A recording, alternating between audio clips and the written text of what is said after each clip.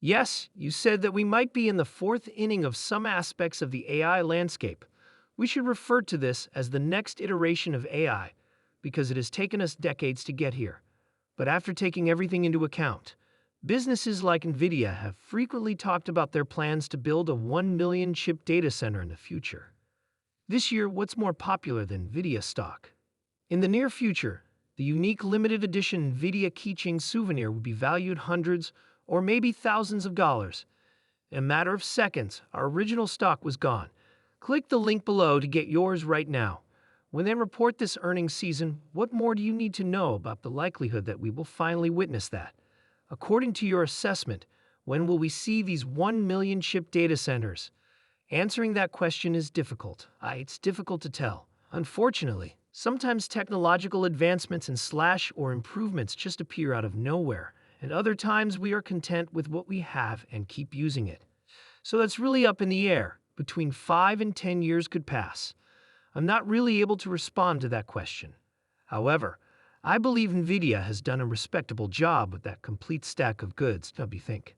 Surrounding their GPUs with that entire layer of products. For instance, power or electricity is one of the primary problems we are currently dealing with in relation to the AI cycle. Those data centers, after all, must be operational around the clock, particularly when it comes to training. The question then becomes, can those chips can they work a bit more efficiently? How can electricity be distributed more effectively, once more, to specific jobs, to specific areas of the servers and data centers, and to certain times? The tech industry has been rocked by the recent decline in Nvidia's stock price.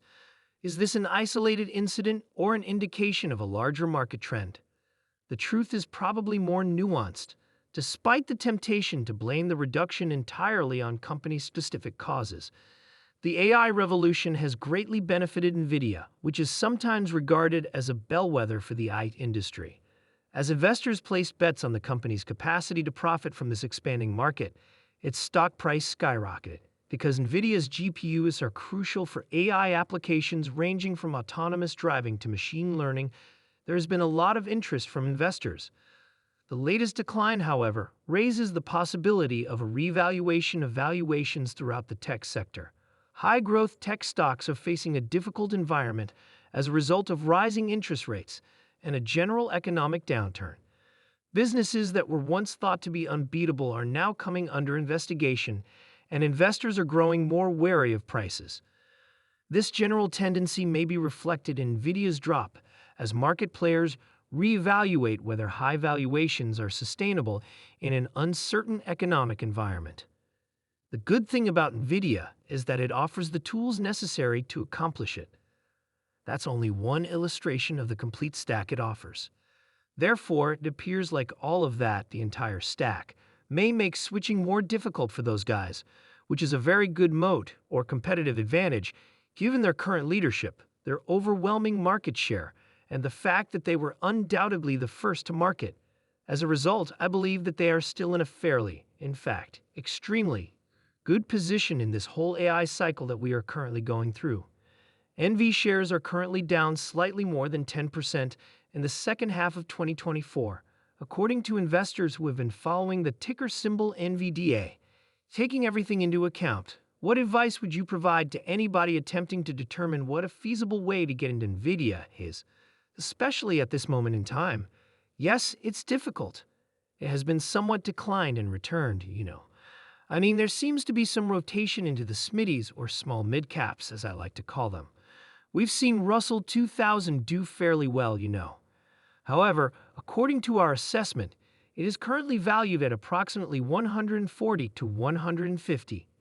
Therefore, I would think that more downside might be required in order to attract new investors. However, for current investors, I believe it's best to stick with the market leader in artificial intelligence, AI, which is reaping the benefits on all fronts in terms of AI research and growth. That's my opinion of Nvidia then. Investor worry may also be exacerbated by Nvidia's reliance on a small number of important clients and industries. Despite its high profitability, the data center industry is highly dependent on large clients that may eventually diversify their providers. Risks associated with this dependency could happen.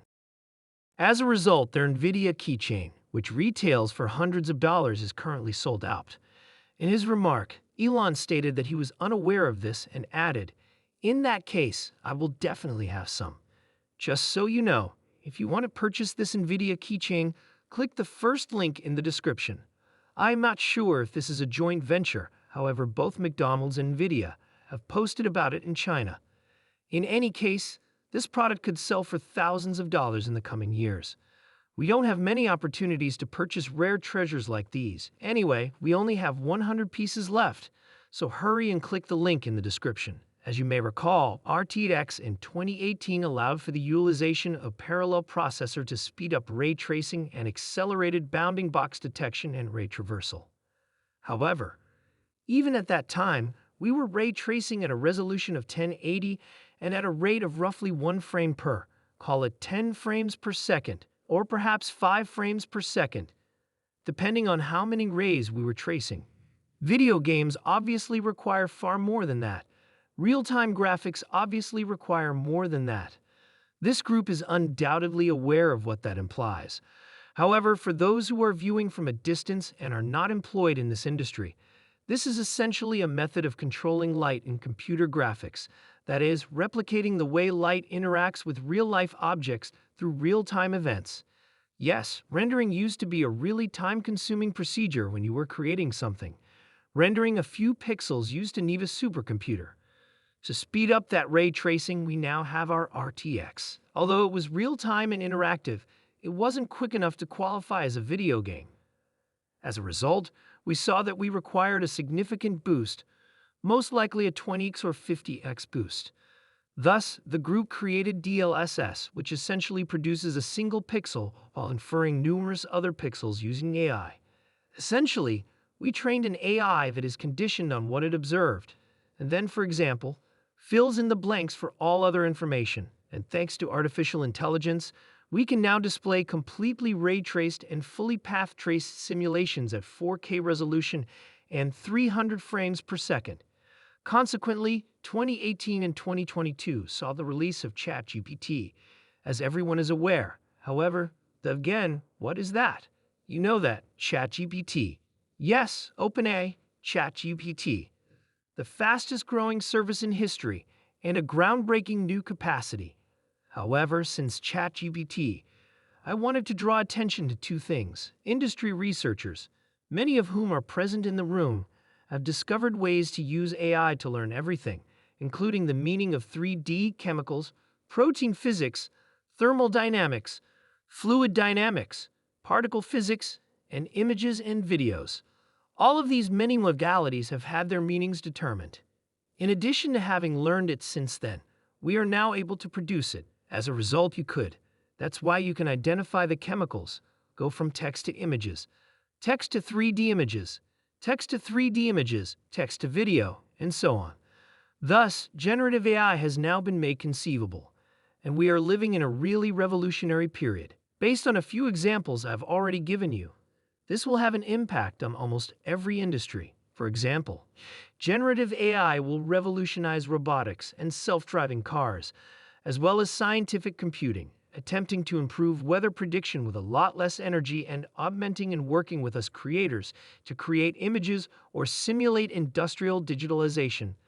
Thus, we are now using this entirely new method. To give you a short overview, Lauren, if you start in the upper left corner of 1964, you can see that software was programmed by human engineers.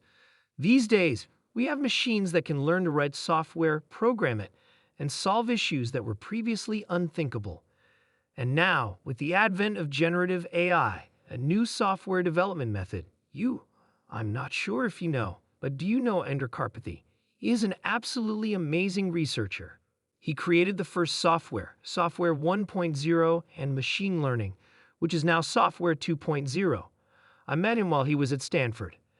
And so, in fact, we're heading towards software 3.0 because these generative AI, in the future, you'll probably start with pre-trained models, foundation models that are already pre-trained, rather than utilizing machine learning to build a new AI for every researcher. And the process of developing software may very well resemble putting together teams of experts with different AI capabilities. some who can generate unique things, some who use tools, and then a general-purpose AI that is very good at reasoning and tying this network of AIs together, solving problems the way teams solve problems.